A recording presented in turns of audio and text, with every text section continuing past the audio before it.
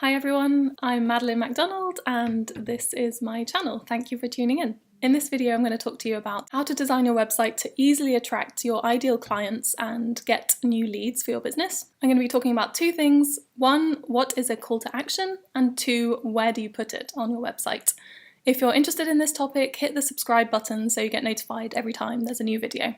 So firstly, what is a call to action? A call to action is where you ask people to take a specific action on your website, whether it's signing up for something, your mailing list maybe, watching a video, filling out a form, or submitting an inquiry. These are a few examples of calls to action. You've probably seen a ton of them as someone who browses the internet.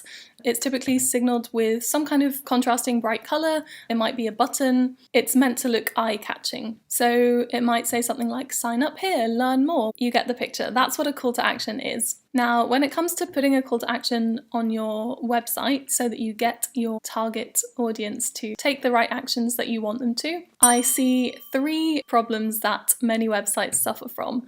The first one is that they perhaps don't even have a call to action, so the website is just a ton of information. Users have to navigate it their own way. There's no journey from one thing to the other. They're not being instructed to take certain actions. And the problem with not having any obvious calls to action is that even a very interested potential customer who lands on your website won't know what they're supposed to do, won't know how to get in touch with you, and may just end up leaving. Okay, so you lose potential business. So that's the problem with having no calls to action.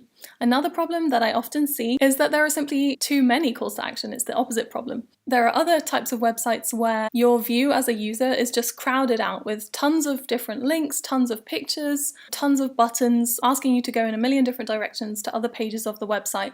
And as a user, this is just quite confusing. You don't know where you're supposed to go, you don't know what your journey is, you get distracted by information overload. And finally, the third problem that I see on some websites is that they do have a call to action, but it's just hidden. So it might be at the bottom of the page.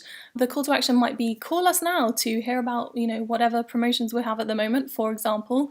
But the number is just hidden. So it might be right at the bottom of the page. It might be in tiny font, not very obvious, not very eye-catching at all. So these are examples of how you can potentially lose people when they visit your website because of poor design of where the calls to action are located. So rather than losing customers due to poor design, think of your website as taking your customers on a journey. It's not necessarily just going to be a repository of information or blog posts or other content. That's one thing that your website can achieve and should achieve, but why shouldn't your website also be a way to generate new business? That's ultimately the goal, right? Here's a good example of a nice website belonging to a landscaping company which has some prominent calls to action which easily take the website visitor through the journey of making an inquiry.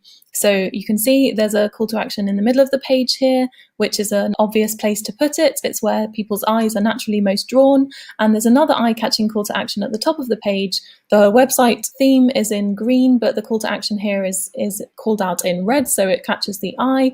And they've got an offer running. There's an offer running. The call to action is learn more. And when you click learn more, you go straight through to a page which has both a video to tell you about what they're offering and a really easy way to make an inquiry by putting the opt-in page right here. So this is a good example of effective call to action on a website. So thanks for watching, guys. I hope you found this video useful. If you did, subscribe to my channel for more on how to optimize your website to make sure that it attracts quality leads and inquiries, and for more on digital marketing in general. And if you are a small business owner and you're interested in revamping your website, then please do book a call with me. The link will be in the description below and it's on the screen here, calendly.com/madelinemacdonald/30mins, and you'll get a free half-an-hour consultation with me. Look forward to speaking. See you in the next video.